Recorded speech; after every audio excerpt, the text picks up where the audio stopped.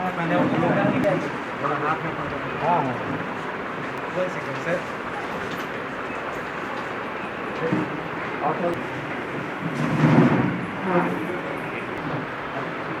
थोड़ा जाके और जो क्लोज हो जाएंगे।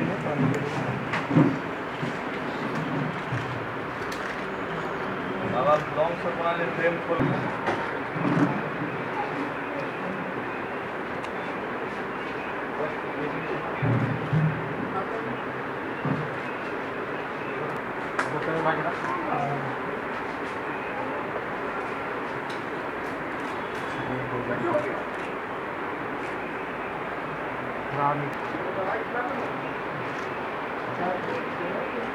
हाथ उठाइए तो करके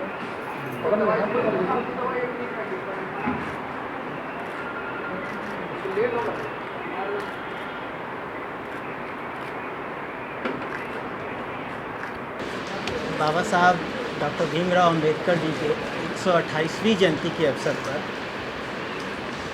मैं कुमार रौनक चुनाव में आम चुनाव में मैं खड़ा हो रहा हूँ पटना साहिब लोकसभा क्षेत्र से। ये एक आम चुनाव है। जो आम चुनाव का मतलब एक जनप्रतिनिधि होता है, लेकिन हमारे पटना क्षेत्र में कोई भी जनप्रतिनिधि पटना क्षेत्र में नज़र नहीं आता। फर्स्ट रीज़न ये, और इसमें कुछ प्राथमिकताएं हैं। फर्स्ट प्राथमिकता है कि पटना क्षेत्र में शिक्षा के क्षेत्र में कम से कम एक और केंद्रीय विद्यालय की स्थापना होनी चाहिए, जो कि नहीं है। अभी के केंद्रीय विद्यालय में आप देख रहे हैं कि एडमिशन हो रहा है, और एडमिशन के समय में कोई भी सीट वैकेंसी खाली नहीं है, सारे वेटिंग लिस्ट में चल रहे हैं। तो कम से कम एक और केंद्रीय विद्यालय की स्थापना होनी चाहिए। दूसरी बात है कि कम से कम आय में पटना के क्षेत्र के लोगों के लिए कुछ तो बढ़ोतरी होनी चाहिए।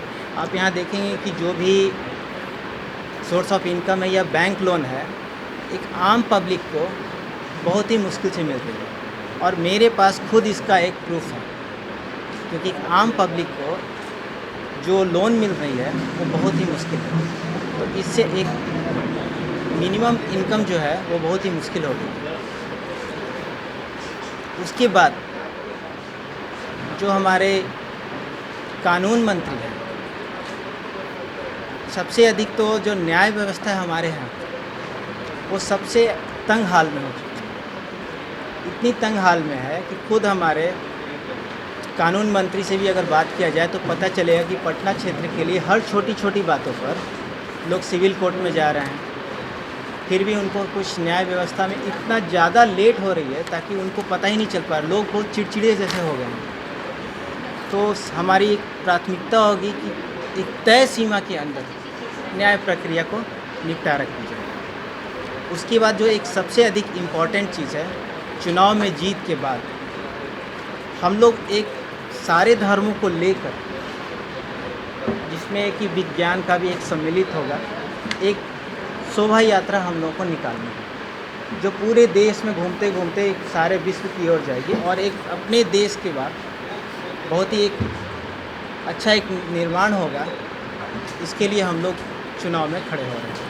और सबसे अधिक इम्पॉर्टेंट है कि जो चुनाव में जनता का जो सबसे अधिक ज़रूरत है, उस बातों को इग्नोर किया जा रहा है। यहाँ पर बस आते हैं, चुनाव में वोट लेते हैं, फिर दोबारा नज़र नहीं आता। एक आम आदमी कितना मुश्किल है। जनप्रतिनिधि क्या होती है? जनप्रतिनिधि। इसलिए हम लोग डिसीजन लिए हैं कि हम लोग एक आम चुनाव में खुद से भाग लें, और पटना की जनता का जो भी डिमांड्स है उनके बीच में जाकर के हम लोग काम करें। पटना साहिब भी क्यों चुना आपने अपने काम के लिए? पटना साहिब को ही आपने क्यों चुना है? पटना साहिब हमारा जन्म स्थल ही है, और हम लोग शुरू से ही पटना में रह रहे हैं, और यहाँ पर हम लोग जन जन तक जाकर कि जितना भी कोई भी काम हो सके। आप एक छोटा सा उदाहरण, एक आधार कार्ड से भी आप शुरू करेंगे तो पटना के किसी भी क्षेत्र में आप जाएंगे तो आप हमारा वहाँ नाम ज़रूर बताएंगे। और यहाँ तक कि आपको बता सकते हैं, मैं आपको गिनती करके 1 नहीं 2 नहीं करीब 5000 आदमी का पूरा फ़ोन कॉन्टैक्ट लिस्ट देता हूँ। आप उनके पास जाइए, पता कर लीजिए कि उसे मेरा नाम है कि नहीं मालूम, और मैंने उससे क्या साथ क्या काम किया है। और ये कंपेयर करेंगे आप अगर बीजेपी कैंडिडेट से, तो 5000 एक आदमी का आप नाम नहीं बता सकते। हाँ, उनके पास होगी तो वो एक बीजेपी समर्थक कैंडिडेट नहीं होंगे, वो बीजेपी पार्टी से जुड़े लोग होंगे। एक आम आदमी बीजेपी कैंडिडेट को नहीं जान रही है, उन्होंने क्या काम किया है ऐसा कुछ नहीं पता। और रही बात चुनाव में, बहुत लोगों ने मुझे बोला था कि आप बीजेपी कैंडिडेट के विरोध में जा रहे हैं, आप लोग सेम कास्ट हो करके इस तरीके का वोट का पोलराइजेशन नहीं करना चाहिए। तो मैं आपको बता दूं कि बीजेपी कैंडिडेट भी फर्स्ट टाइम चुनाव में खड़ा हो रहे हैं। इसके पहले उन्होंने कभी भी चुनाव में राज्यसभा की तरफ से लड़ा है, पब्लिक की तरफ से वो फर्स्ट टाइम चुनाव में खड़ा हो रहे हैं। पिछले 2014 में मोदी जी के नाम से शत्रुघ्न सिन्हा जी को वोट मिला, 2009 में फर्स्ट टाइम वो खड़े हो रहे थे तब वोट मिला। 10 सालों तक उनके प्रतिनिधि नज़र नहीं आए। मोरल रिस्पॉन्सिबिलिटी बीजेपी की बनती थी कि वो जनता से पहले माफ़ी मांगे। हमारा वोट तो बर्बाद कर दिया उन लोगों ने। तो यहाँ पर सिर्फ एक आम आदमी, सबसे टफ काम होता है चुनाव में खड़ा होना। पैसा, हम लोग चंदे की सहायता से चुनाव में खड़े हो रहे हैं।